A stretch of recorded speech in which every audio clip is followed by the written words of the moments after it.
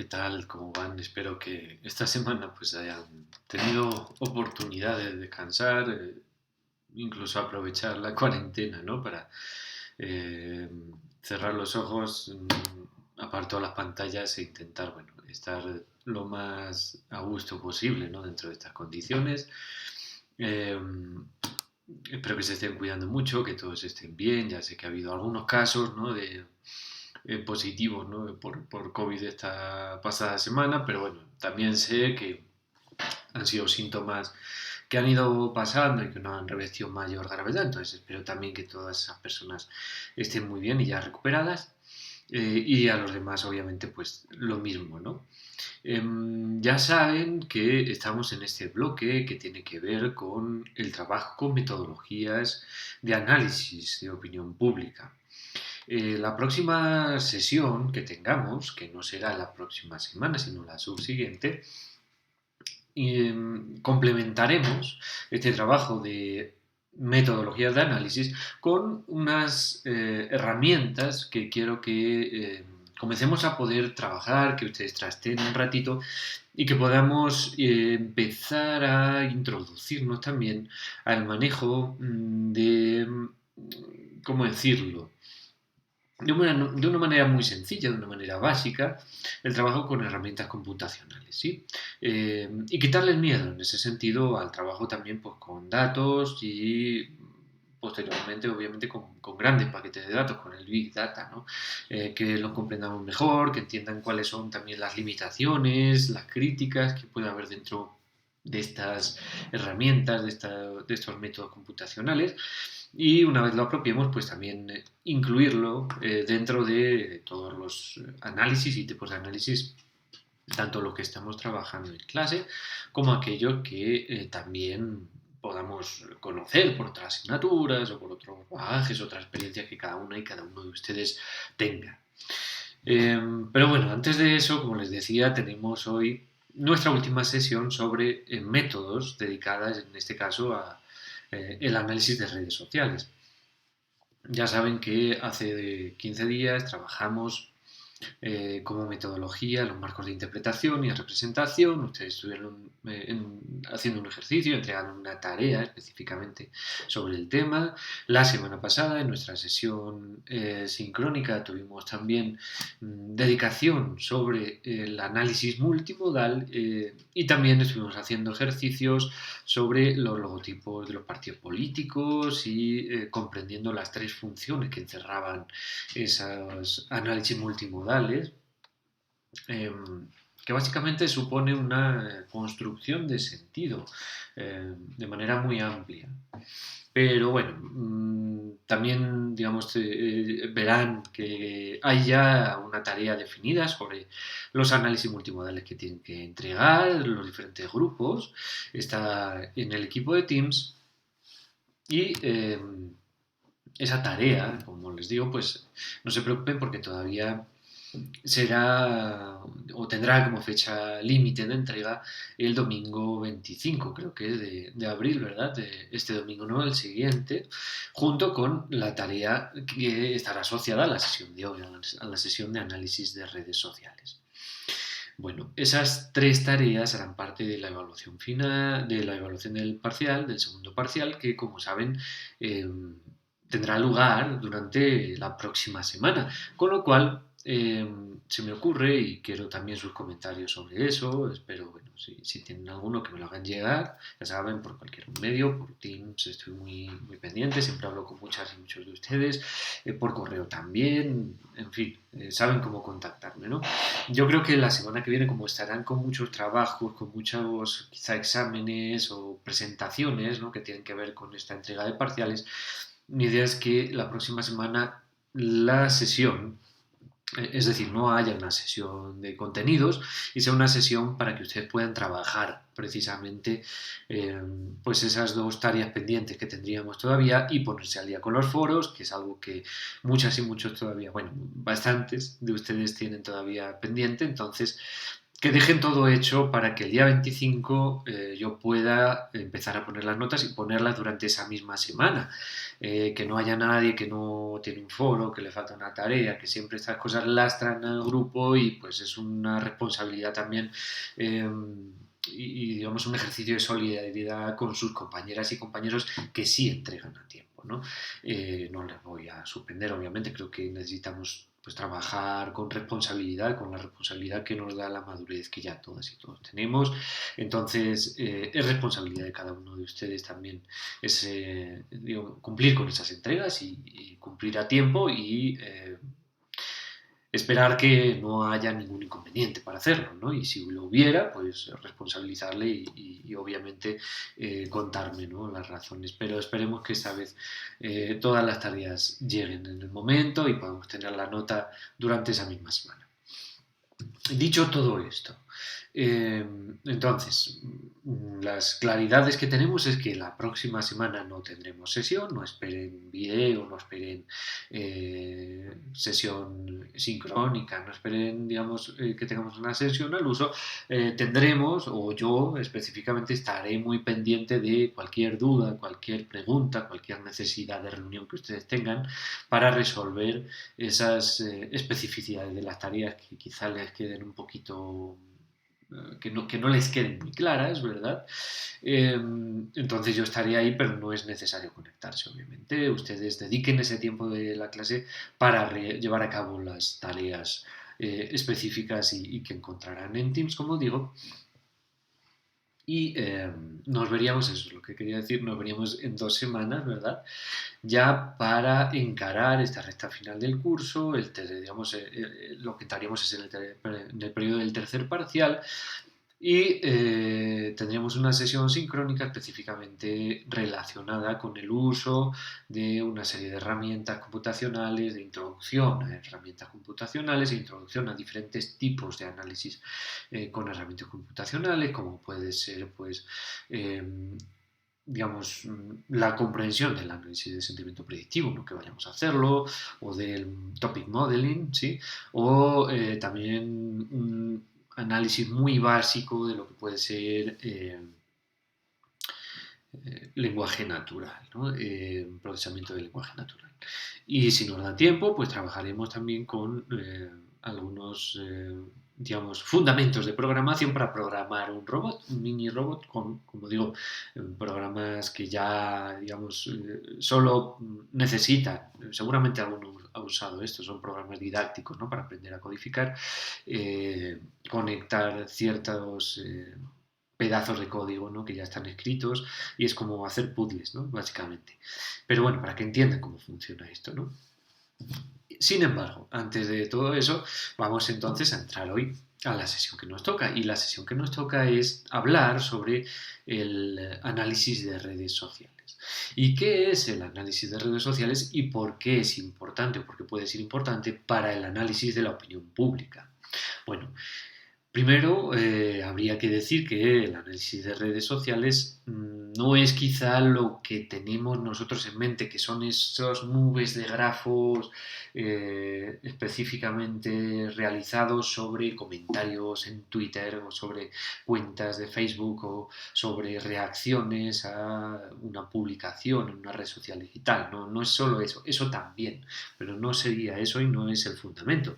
El análisis de redes sociales aparece o se difunde, ¿no? No es que se masifique, pero se difunde más como un método de investigación y de comprensión social, de explicación más bien, ¿no?, social, a partir de los años 80, tiene una base epistémica relacionada con la teoría de grafos, una teoría matemática también de construcción de valores y de tendencias estadísticas. Y, como les digo, a partir de los años 80 o 90 empieza a difundirse como un método más o menos aceptado e innovador, ¿no?, en el estudio de estructuras sociales y relaciones sociales. Se centra en la estructura de relaciones entre un conjunto de actores, utiliza datos empíricos, Hace un uso frecuente de modelos matemáticos, como les digo, la teoría de grafos especialmente, y utiliza la representación social y un lenguaje propio para representarla. Perdón, la representación visual y un lenguaje propio para representarla y explicarla. Eh,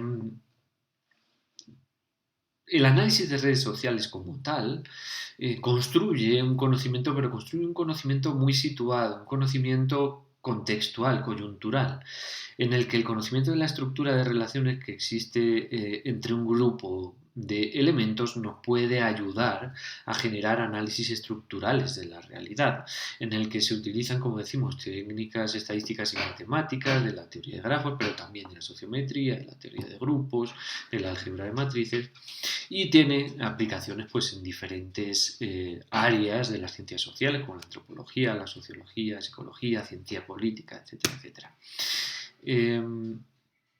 ¿Cuál es la perspectiva de las redes en el análisis de la realidad social y en qué se diferencia de otro tipo de análisis? Es algo que gráficamente podemos ver de manera muy fácil. Si nosotros comparamos el análisis clásico de la realidad social, vemos que lo que normalmente hacemos es identificar una serie de variables en una relación causal, que sería una hipótesis, ¿verdad? Entonces existen al menos una variable que es dependiente de otra que es independiente. Es decir, hay un hecho que causa una acción, ¿sí? Hay algo que nosotros al modificarlo o al modificarse socialmente modifica, ¿sí?, ese otro algo que sería la variable dependiente. Entonces esas variables normalmente las medimos a través de su interacción en diferentes sujetos de investigación. Entonces medimos, bueno, hay una variable X que en el sujeto tal se comporta de esta manera. Hay otra variable Y que, bueno, esa variable X, perdón, misma, en el sujeto 2 se comporta de otra manera. Entonces existen unas variables y Z que son diferenciales entre los sujetos y que nosotros nos ayudarán a identificar cuáles son las causas de esa modificación diferente o de que en unos sujetos sí se modifique y en otros no. Y esa es la construcción clásica del método científico, en este caso aplicado a la realidad social, que es un método experimental. En el análisis de redes sociales, por contra, tenemos una perspectiva muy diferente y está relacionada con el hecho que ven aquí en el cuadro, en el que lo que hace es identificar tipos de relaciones entre sujetos y no entre sujetos y variables. Es decir,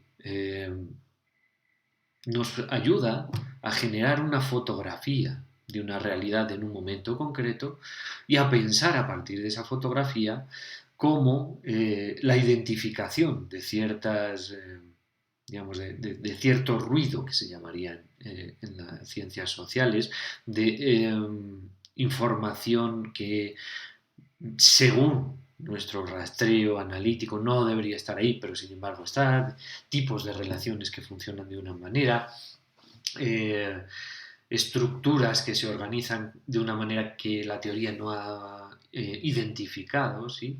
Y a partir de ese tipo de descubrimientos, acudir de nuevo a la construcción teórica. Es un camino más de ida y vuelta y digamos que no genera un conocimiento científico como tal, sino que tiene que apoyarse además en otra serie de metodologías explicativas que ayuden a complementar precisamente los tipos de análisis que de aquí surgen.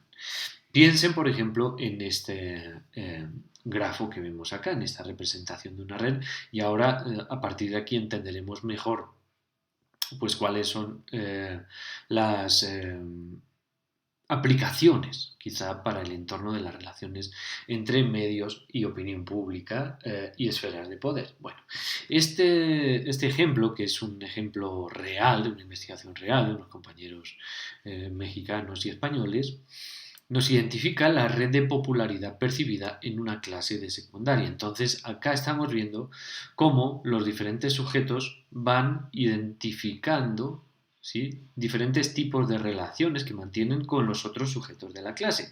Entonces, aquí vemos que Víctor tiene relaciones con Guillermo, con Jean-Paul, con Giovanni, con Leslie, con Abraham, con Eric, con Karen, con Guadalupe, etcétera, etcétera.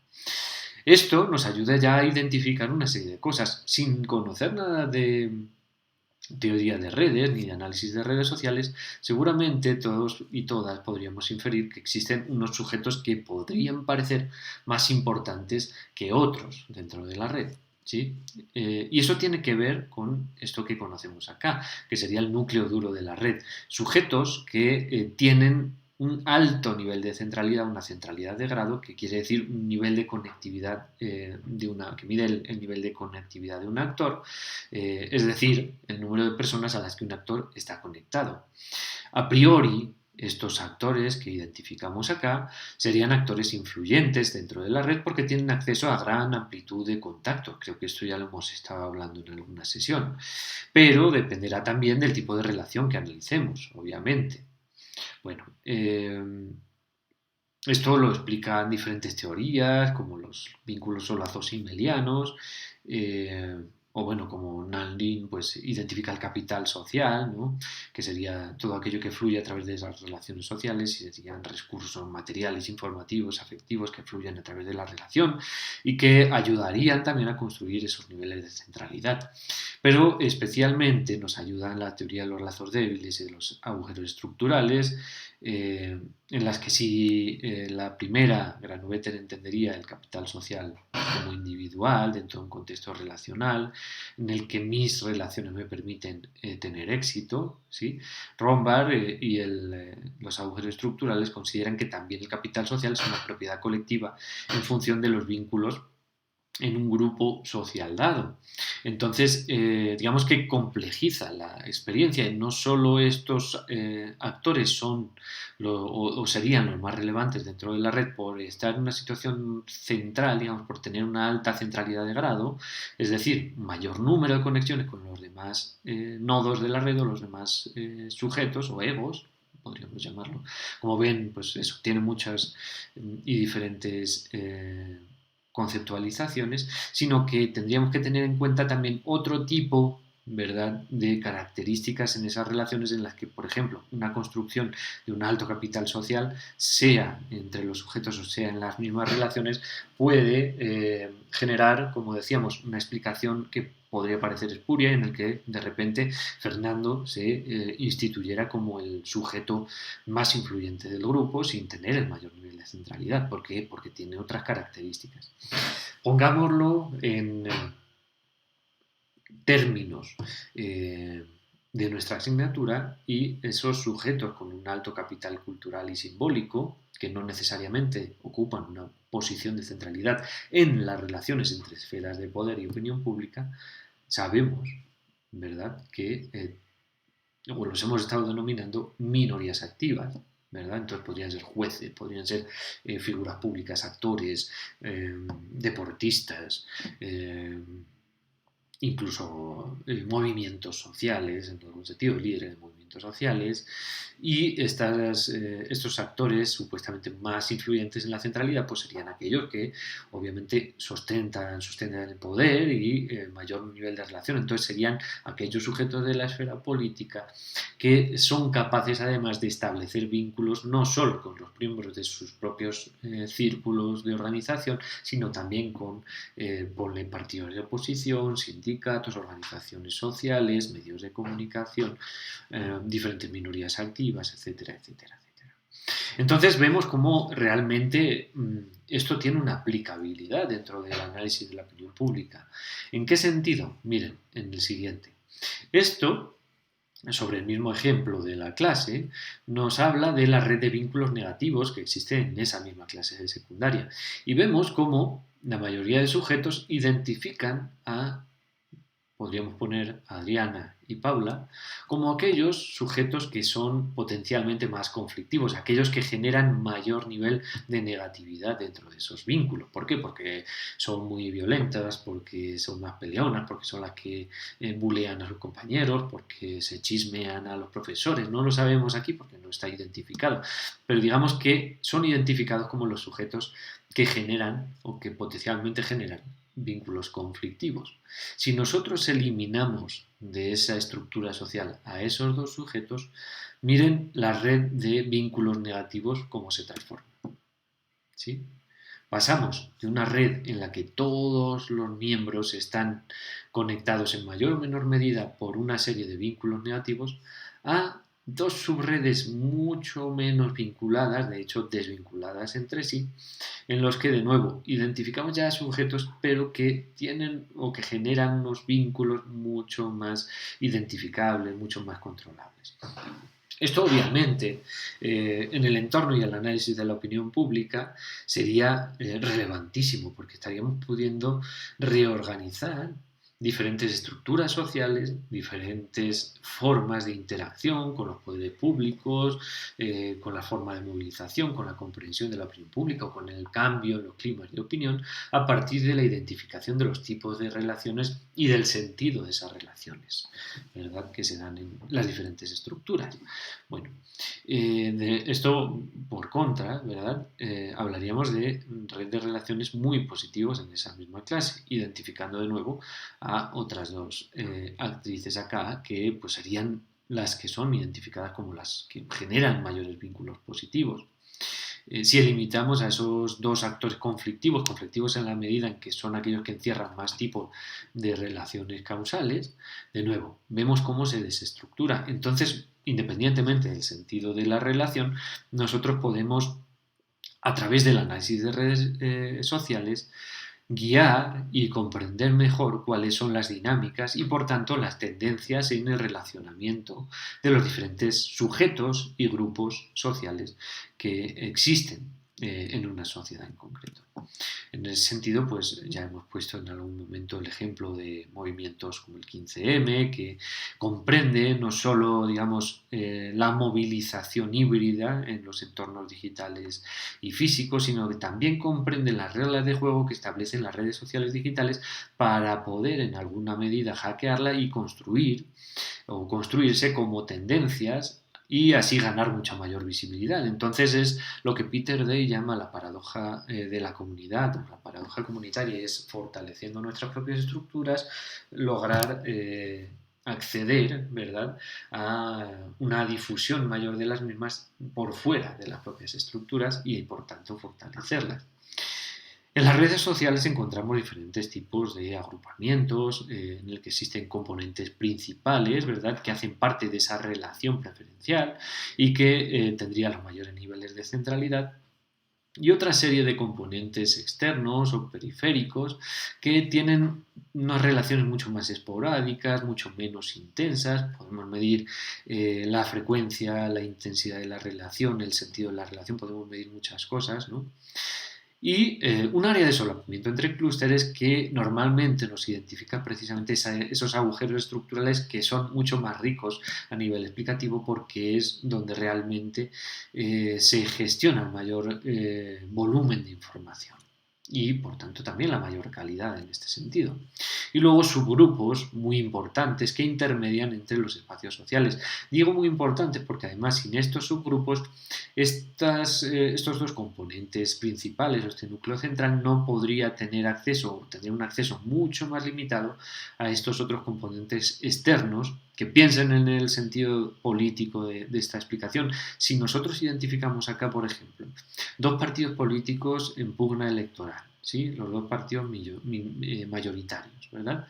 Y aquí, digamos, otros partidos que van a ser necesarios para las coaliciones porque ellos mismos no van a poder gobernar. Entonces, estos subgrupos que intermedian en estas redes van a facilitar la generación de esas coaliciones en la medida en que el sentido de la relación entre estos subgrupos y el núcleo central, digamos que generará un sentido propio en la relación de estos núcleos con estos componentes externos. Espero estarme explicando bien. Bueno, otra de las características que podemos encontrar es lo que conocemos como homofilia, y es la tendencia en muchos sujetos y en muchas estructuras sociales a agruparse entre individuos o grupos sociales que comparten o que tienen, digamos, una serie de características afines. En este caso, en la red de difusión de la felicidad, vemos, de nuevo, todos son investigaciones reales lo que ven acá, como aquellos sujetos que son menos felices, es decir, los azules, tienden a juntarse y a agruparse con sujetos que comparten ese bajo nivel de felicidad y viceversa. Aquellos que son más felices, los amarillos, tenderían también a agruparse entre los sujetos con mayores índices de felicidad. De nuevo, en la explicación sobre el comportamiento de la opinión pública, esto nos puede ayudar a comprender también eh, funcionamientos y comportamientos que vemos todos los días y que específicamente son muy llamativos en las redes sociales. ¿Por qué? Porque las redes sociales en general, también las digitales, tienden a promover la homofilia y no solo por la identificación de los intereses de los diferentes sujetos, sino también por el sesgo mismo de la organización central de los diferentes sujetos. Es decir, cuando una red social digital identifica en ese lugar de agujero estructural, structural hole, en el que se coloca, en el que recibe información novedosa de todos los grupos que existen en la red y la filtra, es decir, decide qué sujetos acceden a qué tipo de información y a qué tipo de información no acceden qué sujetos, ¿sí? Pues normalmente lo que suele priorizar es el acceso de los diferentes sujetos a informaciones afines y que compartan intereses. En la medida en que eso polariza la construcción misma de las redes y ayuda mucho mejor a controlar lo que estábamos diciendo antes, el sentido de las relaciones, ¿sí? Y de la comprensión política e ideológica en la medida en que nos interesa a nosotros, ¿no? Pero bueno, más allá de todo eso, realmente una red social, como vemos, es algo relativamente sencillo. Serían los vínculos establecidos entre un conjunto de actores sociales, nada más. Unos vínculos que proporcionan interpretaciones de la conducta social de dichos actores. Tenemos diferentes tipos de niveles de análisis, relaciones diádicas, ¿sí? Que explican vínculos entre pares de actores, triádicas entre triadas, esos serían como los dos unidades mínimas, esto se lo cuento pues nada más para que les suene, ¿no? Y lo sepan. Y luego tendríamos tipos de análisis sobre tipos de redes que pueden ser completas o sociocéntricas entre un conjunto de actores, ¿sí?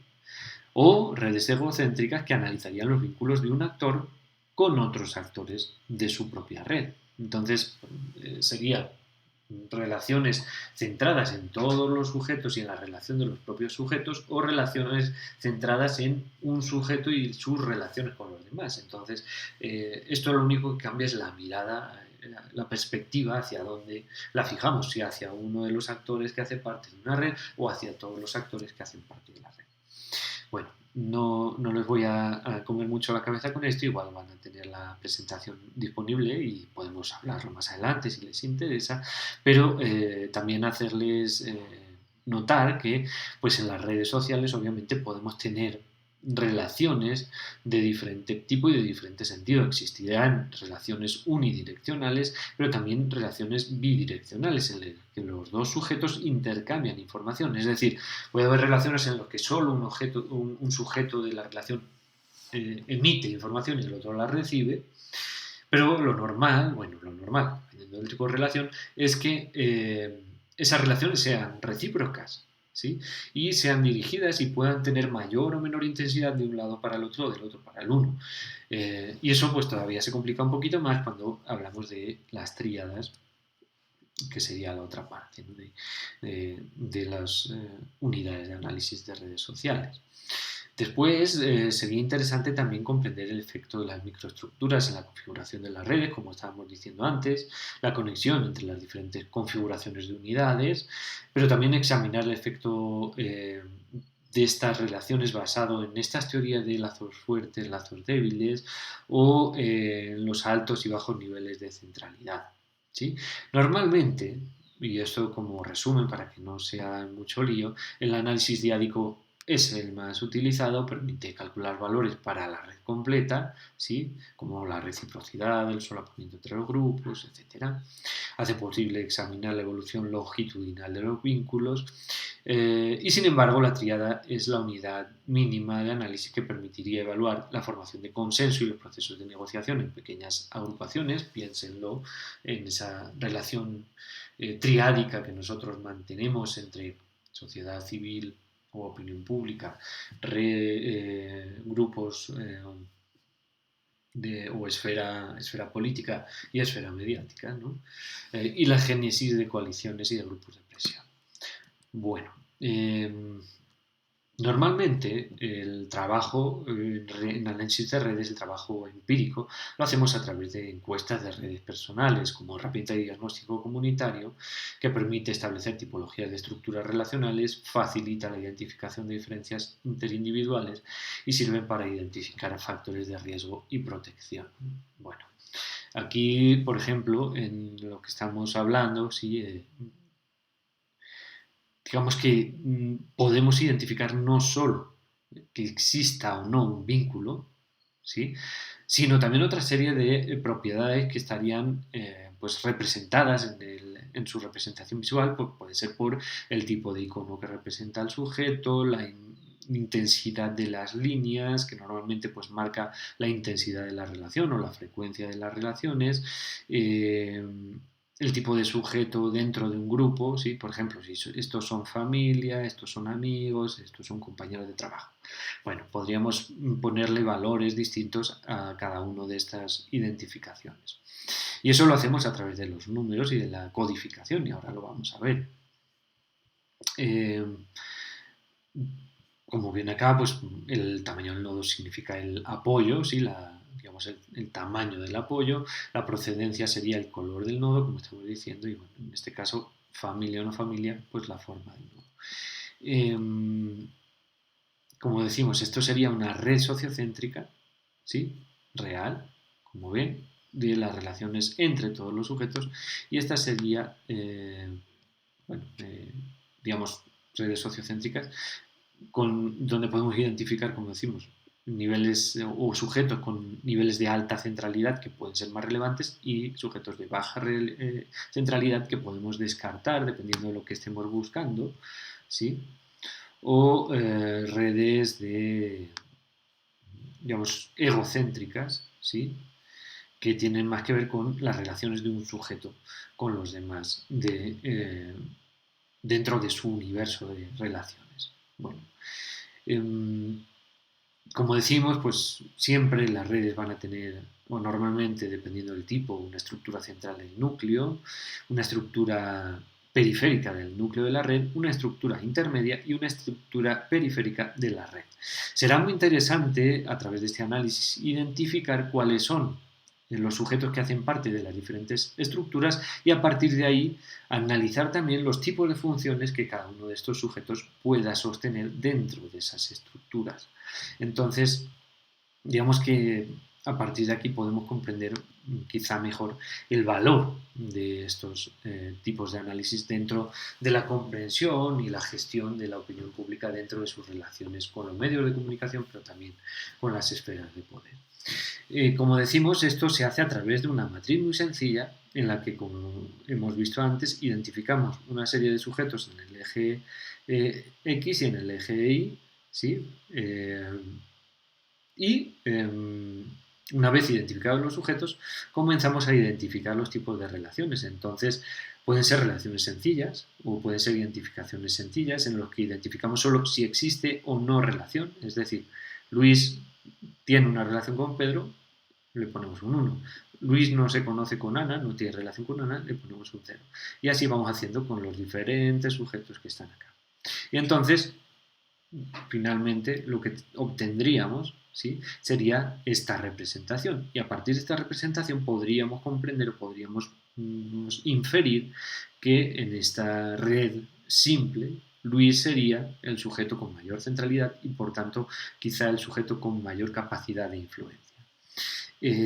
A partir de aquí podríamos colocarle diferentes valores a la relación en el que, bueno, no solo queremos medir si existe una relación o no, sino la intensidad de la relación, la frecuencia de la relación, la fortaleza de la relación, con lo cual podremos integrar diferentes matrices y además identificar diferentes valores para esas variables que queremos nosotros medir. Entonces, si queremos medir la relación de Luis y Pedro términos de intensidad, pues Luis tiene, por ejemplo, pongamos una relación más fuerte con Pedro, muy fuerte, como digamos lo identificamos con las características que cumpliría. Entonces, bueno, tenemos normal, leve, bueno, leve, normal, intensa o muy intensa. Entonces, Luis tiene con Pedro una relación muy intensa. Esa relación muy intensa sería un 4. Con Juan tiene una relación leve, sería un 1. Con María tiene una relación normal, un 2. Y así iríamos identificando y después en la representación visual lo veríamos identificado, por ejemplo, eso depende del programa, nosotros le daríamos el valor, nos lo asociaríamos con la intensidad de las líneas. Entonces esta línea entre Luis y Pedro, por ejemplo, saldría mucho más negra que la línea entre Luis y María, por ejemplo, ¿no? Que hemos dicho que era normal. En fin, esto es la base, ¿no? de los análisis de redes. Eh, y más allá de todo lo que podamos encontrar acá en en esta presentación, no quiero comerle mucho la cabeza ya más y creo que es importante o es interesante que lo dejemos acá. Lo interesante de esto es cómo nos pueden ayudar a identificar tipos de relaciones que pueden ser más interesantes que otras dentro de una estructura dada, tipos de sujetos que pueden ser más interesantes que otros dentro de una estructura o más influyentes, ¿sí? También obviamente para las relaciones, y a partir de ahí también posibles tendencias dentro de la comprensión de esas relaciones que en este caso se establecen entre los diferentes sujetos que son de análisis para nosotros. Entonces, es una metodología de trabajo, primero, de corte estructural y segundo, que es complementada por análisis posteriores a partir de esa fotografía, esa imagen que nos da de cómo se están gestionando las relaciones y cómo podrían gestionarse a partir de ahí. Entonces, esa sería un poco la explicación, ¿no? Del interés del análisis de redes y a partir de aquí, bueno, yo la tarea que les voy a dejar es una tarea muy sencilla para que también la discutamos en la siguiente sesión, pero bueno, básicamente es que ustedes identifiquen este mismo tipo de, o puedan hacer este mismo tipo de cuadro en algún tipo de relación, digamos, política, ¿sí? que exista pues en nuestro contexto. No se preocupen que la tarea va a estar muy bien definida y en todo caso, como siempre, si tienen alguna cuestión, alguna duda ¿sí? acerca de la realización del análisis, ya sea durante estos días, ya sea la próxima semana, cuando seguro muchos y muchas se pongan a hacerlo, no duden en contactarme, yo voy a estar muy atento y muy solícito, ¿verdad? Y feliz de poder contestarles. Sin más, les deseo muy buena semana y muy buenos parciales, que sean leves, que todos saquen 5 en todo y que además puedan encontrar algo de tiempo para poder descansar durante esta semana que se viene, que siempre es dura, ¿no? Aunque además con todo esto de la cuarentena que estamos y tal. En fin, no digo más y les reitero cualquier cosa, cualquier necesidad, yo sigo pendiente de todas y todos ustedes. Cerramos acá y que tengan muy buen resto de jueves.